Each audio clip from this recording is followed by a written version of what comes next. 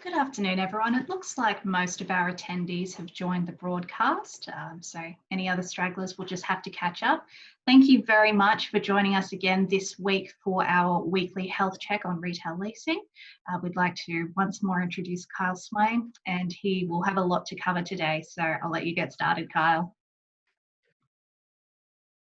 Thank you, Beck. Hi, everyone. Welcome to week 2, and thank you for joining us again. Another busy week this week and more announcements that affect you all. Hope everyone is staying safe, doing the right things, and looking after your businesses as best as possible. This week, Beck, if we just go to that first overview page, we'll have a look today at the mandatory code, which was announced yesterday by Scott Morrison, the key elements of that and how it impacts on you, and just quickly touch on the process for implementing that your request for rent relief utilising that the mandatory code. So a mandatory code, we've progressed from last week, where last week was really just a set of guiding principles that have been agreed by the peak bodies. That's now been formalised into a code of practice. A mandatory code of practice is a set of rules or minimum standards that are prescribed as regulations under the Competition and Consumer Act 2010. So it is a formal code of conduct that tenants and landlords are now expected to abide by, and there's a definition of who fits under that regulation, and it's all tenants who have a turnover of less than $50 million. Essentially, if you've qualified for the job, the package with the JobKeeper, you've met those requirements, then you qualify and you should be adhering to this mandatory code. The mandatory code will now go to each state and be legislated as a complement to the existing legislation during the COVID-19 period. So there may still be slight changes and improvements to this mandatory code by the time it comes out as legislation in your state or territory. So that's some work that Lpc Cresa is still working with NRA on, and the NRA will be presenting to the relevant states and trying to improve this further and benefit tenants even more and put some more meat around these points that Mr. Morrison announced yesterday. So the key elements are now, under this code of practice, that if you turn over less than $50 million in your retail business and you're eligible under this code, that it's agreed between landlords and tenants that when you show how much you've been impacted by COVID-19, your business impact, then the landlord will provide in equal portion rent relief. And the rent relief, and the key element of this, is that at least 50% of the relief provided to you has to be waived. That means you do not pay it back. And no more than 50% can be deferred, which means that at some point during the lease and possibly beyond, the landlord will recover that amount.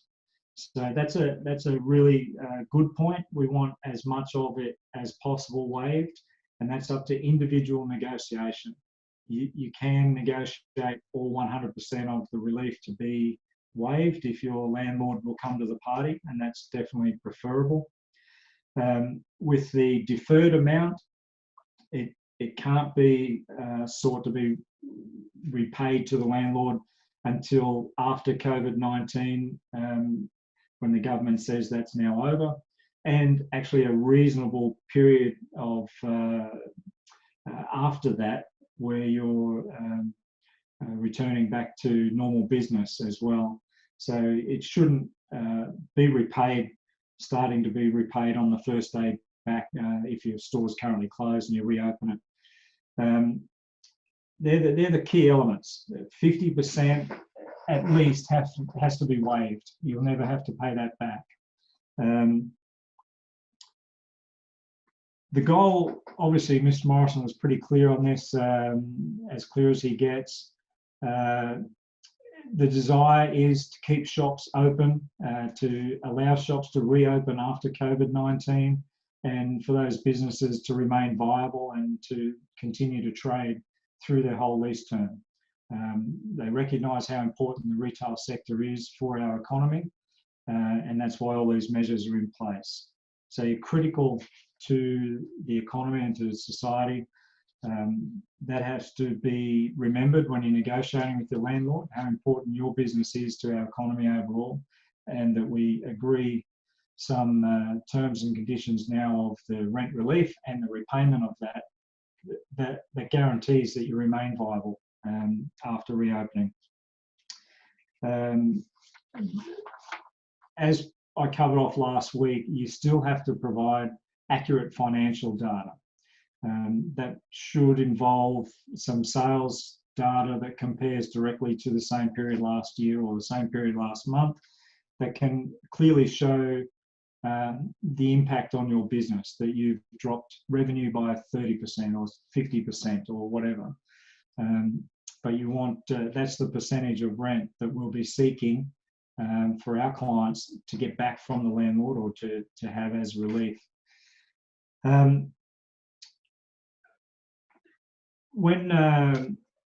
When we're acting on our clients' behalf, what we're already doing, and this code has just solidified that, is that we're looking to achieve the best option possible for our client, obviously.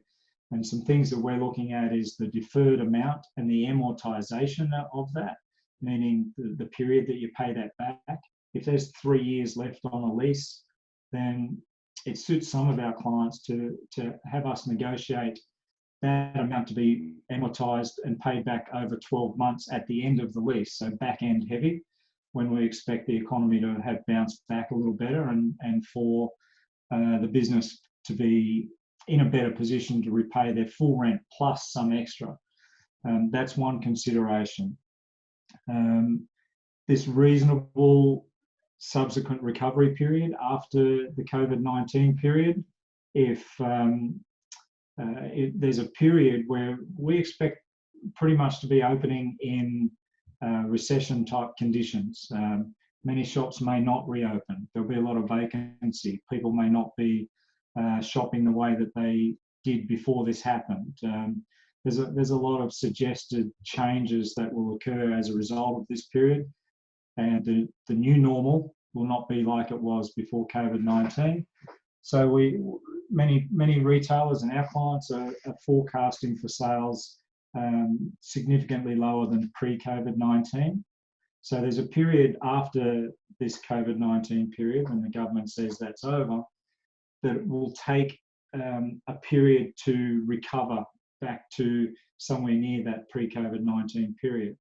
There should be some negotiation around your rent and what happens to it during that time. We're advising our clients, and we're going to landlords with discussions around turnover rent during that period, which is fair for both parties, and the landlord has the potential to share in the upside, but also it removes the risk from the tenant to if sales are depressed during that period for a prolonged period of time. There's some important things to remember. There's plenty still to work out on this as it goes to states for legislation. These agreements will have to be documented and probably put into a amendment to the lease. That's obviously a legal document. We need to work out who's responsible for those legal costs. We need to work out things like, how is it documented? If your lease does expire in 6 months' time, and you may have heard this on Scott Morrison's announcement, then the amount of deferred rent may be paid back after the lease term. How do we document that, and how do we hold you accountable for that after the period? Very important to note, you should negotiate something that you feel pretty confident that you can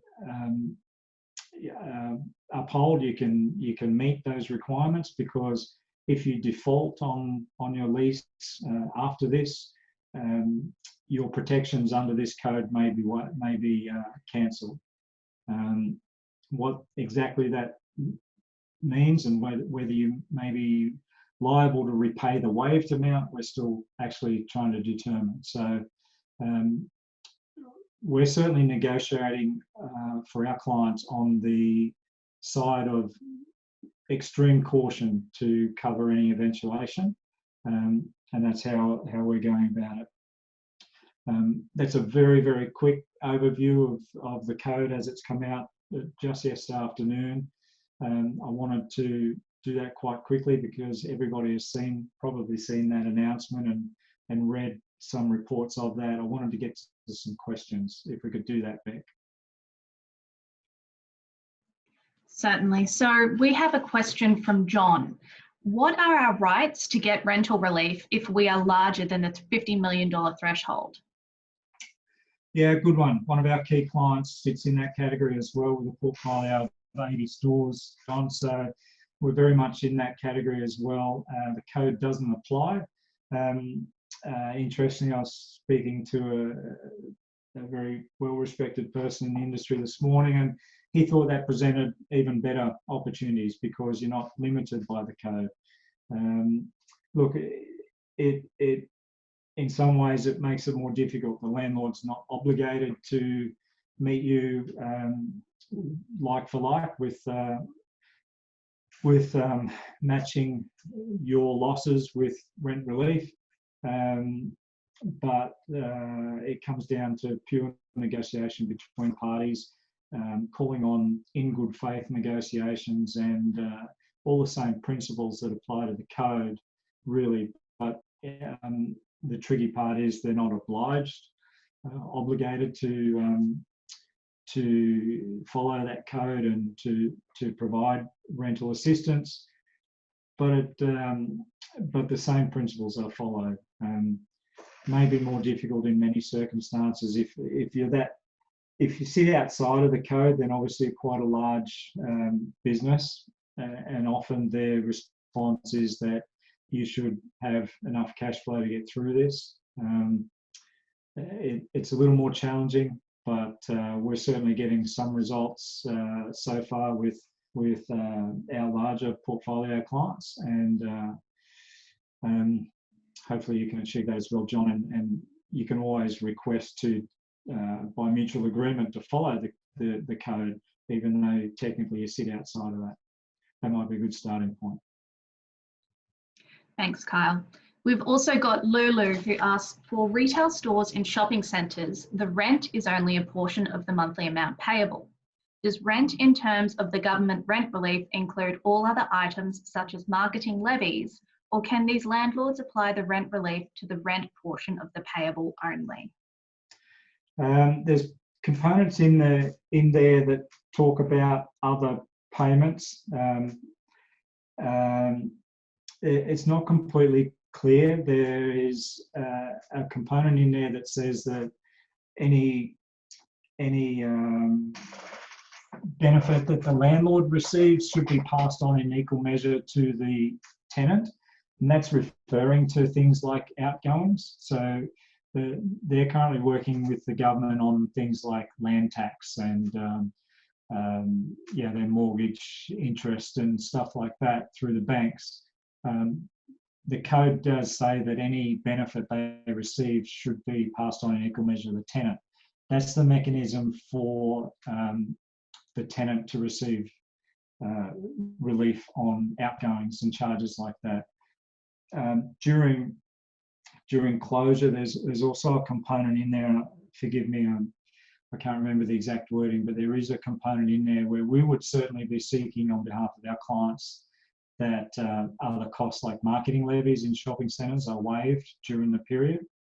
And it does allow the landlords not to provide those services during that period if they're not charging you for it. So they may stop marketing altogether during the period and obviously then not charge you for it. They may cut cleaning contracts or something like that if all the shops are closed. So it is kind of covered, but the principles I've spoken about and the rent relief relates purely to base rent. Okay, does this apply to monthly body corporate fees or just rent, from Katrina? Yeah, I think I just covered that off. Purely base rent fees, but again, I just go back to everything is up for negotiation. So the code may well be considered a minimum. Some landlords may well enter into negotiations around other costs that you have and provide relief for that. The code is sort of the minimum, the minimum to provide some relief for tenants around base rent. Okay, we've got Peter asking, our store has voluntarily closed due to lack of trade, whilst the centre remains open. Are there implications? There should be none. I've certainly heard some horror stories about landlords trying to force tenants to reopen. It's quite clear that there can't be any action taken against tenants. There is mention of that in the code, in the document. Look, on pure precedent, there's over 120 national brand retailers that have voluntarily closed. Whether it's on health and safety grounds, duty of care and so on, or whether it's purely financial reasons, that's the case. And if a landlord wants to try to take action against anyone for being in breach of their lease, I think they would have extreme difficulty getting anywhere with that. All right, so our next question, we've got sales are going down every week. For example, April's decline will be more than March's. So do we need to meet with the landlord every month to agree on an amount? Yeah, actually, can you bring up the other slide, Beck, while we're talking through this, the action plan slide? The action step kind of covers that a little bit.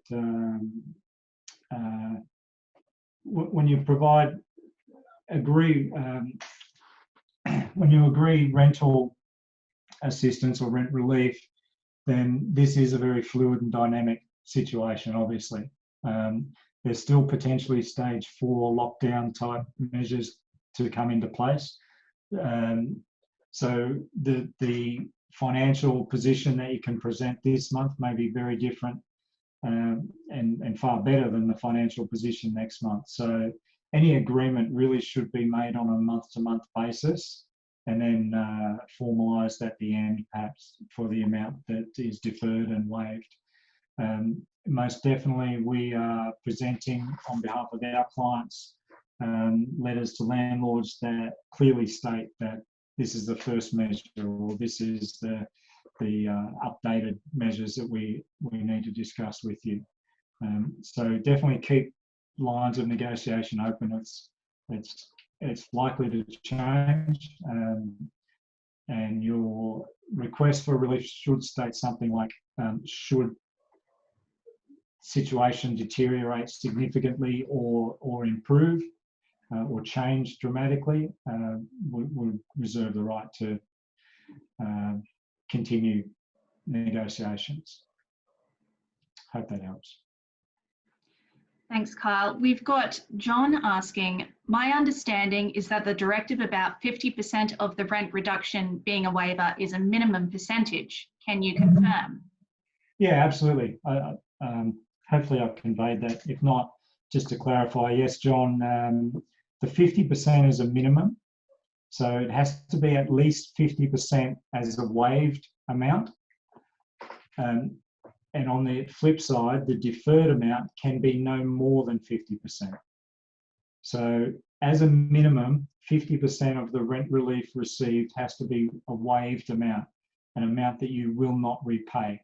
And I'm sure I did say earlier, you can negotiate the full rental relief amount as a waived amount if the landlord is willing to agree to that. And hopefully they will, because in our opinion, you can see on the chart there, deferred rent essentially equals deferred failure. Many of the small businesses that this is designed to protect, pretty much operating month to month, don't have a lot of cash flow behind them. We expect occupancy cost ratio as a percent of your turnover to even be higher upon opening and for the next 12 to 18 months after COVID-19. So there will be very, very little wiggle room for paying your full rent under your lease, plus repaying some deferred rent when that happens. So the less you can defer, the better. You need as high a percentage as possible waived. Hope that answers your question, John. We've also got a question from Rania. Her March sales went down by 20% and she's expecting to hit more than 30% in April. Will she be eligible for rent help from the landlord for March? Well, part of the criteria is that the impact has to be 30%. So even though your raw sales are showing a 20% decline, the wording of the code actually implies something a little different. It implies the total impact on your business, and it addresses some other points. So we're certainly looking at that in relation to some of our clients who are on the border, and exploring other impacts on that to show an overall impact of more than 30% decline in the business. It doesn't necessarily have to relate to top line sales. It may relate to net profit. It may relate to something a bit further down the P&L. So I would encourage tenants to be a little more creative than just looking at sales last month versus sales this month. It says accurate financial data.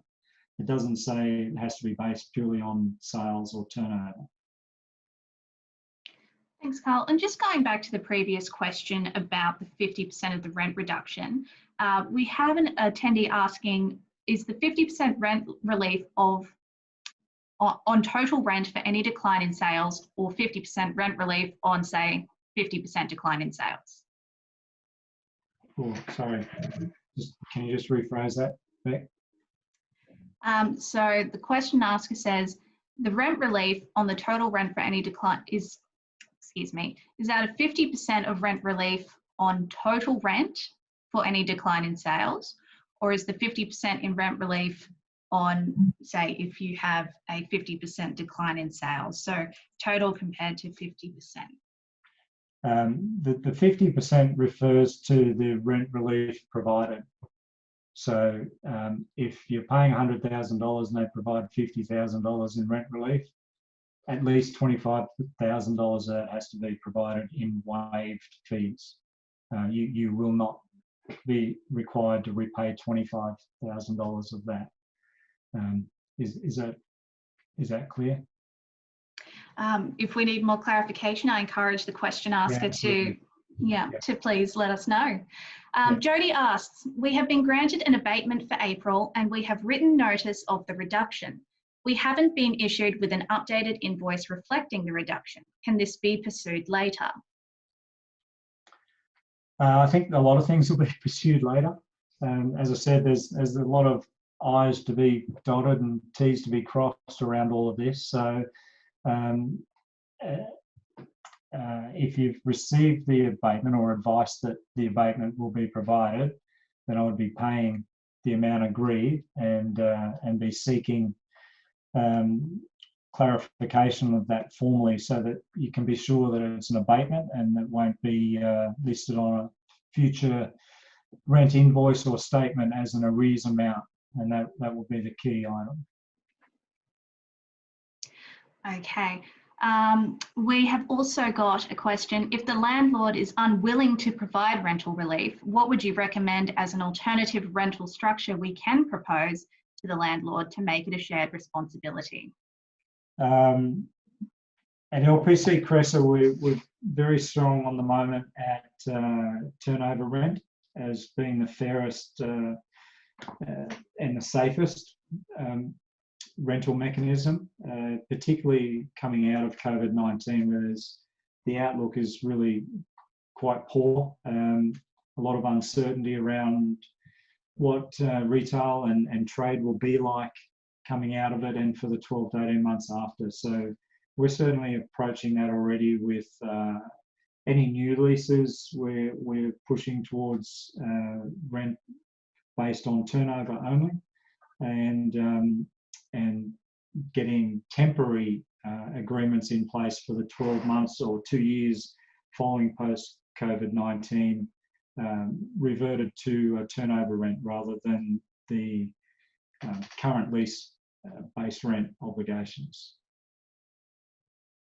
All right, so Kyle, we have gone about 10 minutes over time. Do we have just a couple more minutes of your time to answer a few more questions? I've got time as long as my 5 and 9-year-old don't come barging in, a la BBC news reporter guy. That would be fun. Yeah, I can take a couple more questions because this is kind of important stuff for people. Absolutely. So Kelly has asked, is there a time frame for the states to legislate the mandatory code? I don't know that there's an exact time frame set.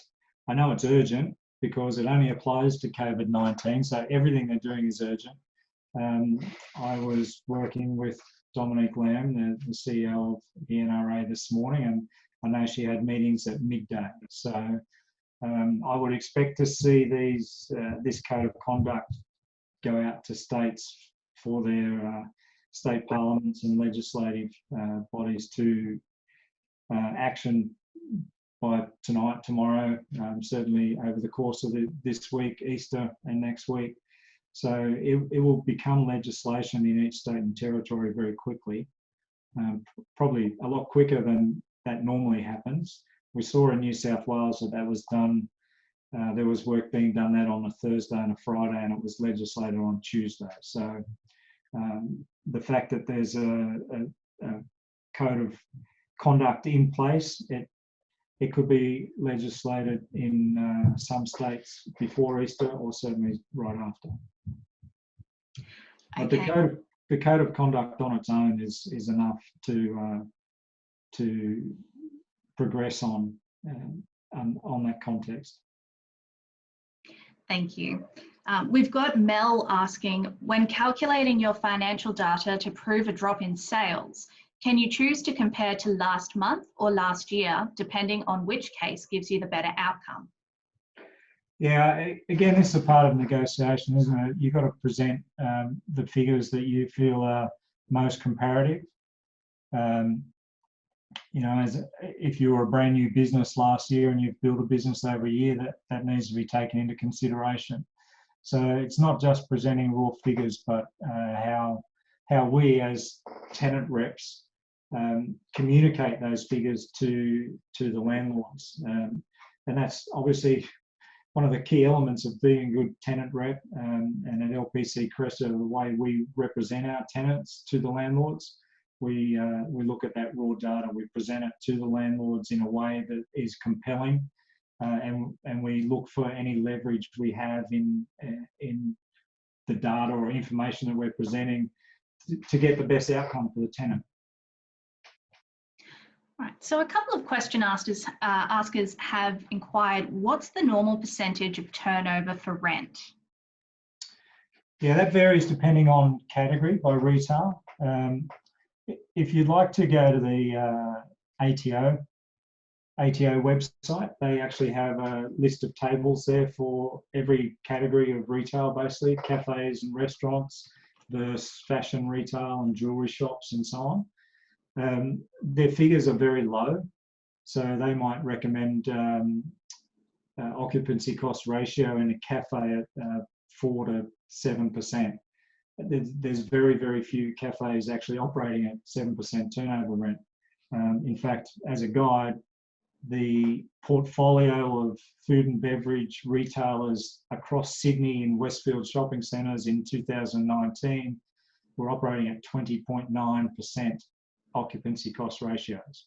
That's extremely high, and I would consider above 18% would have a business in financial distress. So if we're entering into a new lease, we would certainly want the retailer to be entering into a lease based on forecast sales for the rent or the occupancy cost to make up no more than 10 to 12% maximum, preferably 6 to 8% for a very good business. Okay, great. And we'll go our final question. We have an attendee asking, are we pushing for turnover rent to be mainstream lease agreement going forward? I think in many cases it would be very good. It hasn't been afforded to very many retail tenants in the past. Some of the big international players do leases on turnover only, but they're turning over 56, 60, 80 million dollars. So they have the opportunity to negotiate that. It hasn't traditionally been accepted by landlords. They would prefer to have a known rental component and then perhaps some turnover rent on top of that to share in the upside. More and more recently, landlords have been pushing for higher percentages, which means turnover rent kicks in sooner. Westfield's going to minimum 12% turnover rent, so they haven't done that previously, and that was their expectation certainly in the last 6 months. I think all that will change after COVID-19 when this will cause a massive correction in the industry. Market rents will be heavily impacted on, we believe, and that will afford more tenants the opportunity to negotiate different ways. Turnover rent definitely may not be accepted by a lot of landlords, but it should be in the conversation. Wonderful. So Kyle, why don't you take us through what we can expect from next week's webinar? Yeah, I've got a slide there. If nothing else changes, if there's no major announcements, if there's stage 4 lockdown isn't brought in, then I think we'll just expand on this week and look at preparing for post-COVID-19. It's going to be crucial. If you get relief from your rent over the next 3 months or so, you've still got to get through the 12 to 18 months after that. And I've touched on Lpc Cresa's view on where the market will be and the conditions and the opportunities to renegotiate leases. For example, in the code, it says you may be able to extend your lease on the same terms and conditions so that you can amortise the deferred amount over that full period. We would highly recommend not to extend your lease on the same terms and conditions because we believe rents will be 10, 15, 20% lower, and you can renegotiate a lease renewal on a much better terms in the next lease cycle.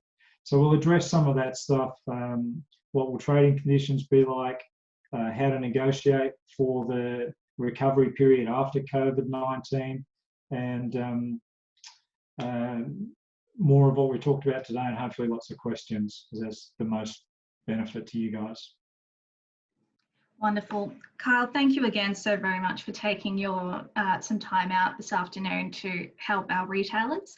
If Kyle has not answered your question and you'd like some further information, please email marketing@nra.net.au. We're more than happy to have a listen to what's going on and try and answer your queries. Lpc Cresa also does provide discounted rates for NRA members, so please, feel free to take advantage of these services. We've also got the link for next week's webinar in our chat, so if you'd like to please go and register for that one, make sure that you'll get the notification. Thanks, Beck. Thanks everyone for joining. Thank you everyone. Have a good week.